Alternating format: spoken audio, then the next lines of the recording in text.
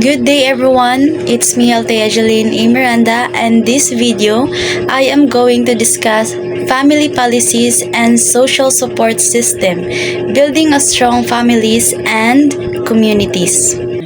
What are the family policies? So family policies, these are the laws, programs, and services that affect families. No, for example, is ka na mga government funded childcare, parental leave policies, marriage, and divorce. So, ngano mang importante nino unsa ang purpose niya? To aim at improving family well-being and stability. Of course, kay subsidies, healthcare for families, and program promoting work-life balance man. Social support system, the network of relationships and resources that assist individuals and families. For example, is kanang mga community centers, family counseling services, and support groups. So includes informal, no, for pag yung tag-informal is mga family and friends, and pag yung tag mga formal social support system, those are the government and non-profit support. So for example, sa informal is mga relatives helping with the childcare, friends offering emotional support. And sa formal examples like mga government welfare programs, NGO-run shelters for families in need. Importance of families. So na ay mga core functions ang families. First is reproduction and human continuity. So means is kanang magpadaghan bitaw. For example, is having a children to continue the family line. So next is socialization of children. Means is nagtudlo ka sa mga anak or sa bata nimo og mga societal norms, mga manners, mga values, no, para mo respect sila sa mga elders. Next is provision of home and emotional support. For example, is offering a safe and having an environment, counseling during the tough times. So dapat na home and at the same time na emotional support. Next is protection and care for members. Of course is kanang caring and safeguarding family members. So dapat na mga protection. For example, gi-ensure nimo ang safety for the children, providing for elderly parents. Ayan. Next is the last is economic provision for members. So for example is mag-provide ka financial support. Kaya diba is mag-eskwela ang bata, need of financial support. So parents working provide food, of course, shelter, and education for their children.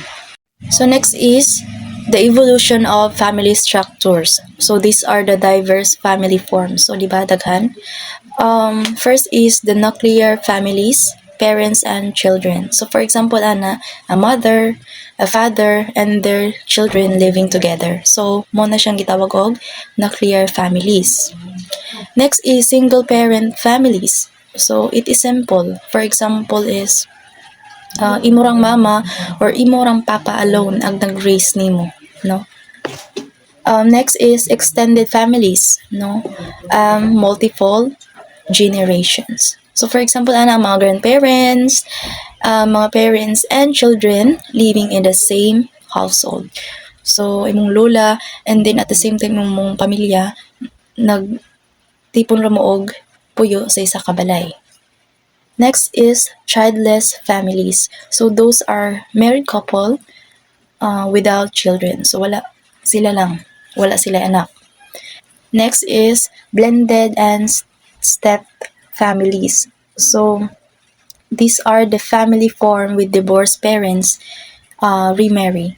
For example is sa akong side karon, I am with my mother, my biological mother, and then na siya ka-live-in partner which is my stepdad, and then na ako'y mga step brothers. So and other structures, no, like foster, ampon, mga giampon ka, and then grandparent lead. For example, is kana mga children raised by foster parents and grandparents. So those are the other structures of family forms. So next is key areas of family policies. So child care and early education.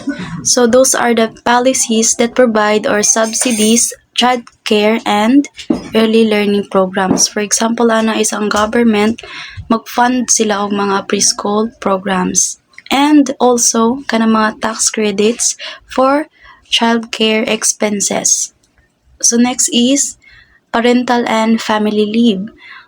So these are the policies for paid or unpaid leave to care for a new child or sick family member. So for example, ano is paid ang maternity leave, unpaid family leave to care a sick parent.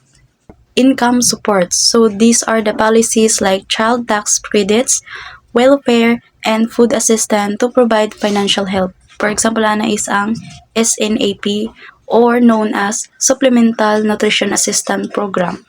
Kana. And then mga welfare programs. And the continuation of this topic will be presented by Miss Bandojo. That's it, and thank you for listening.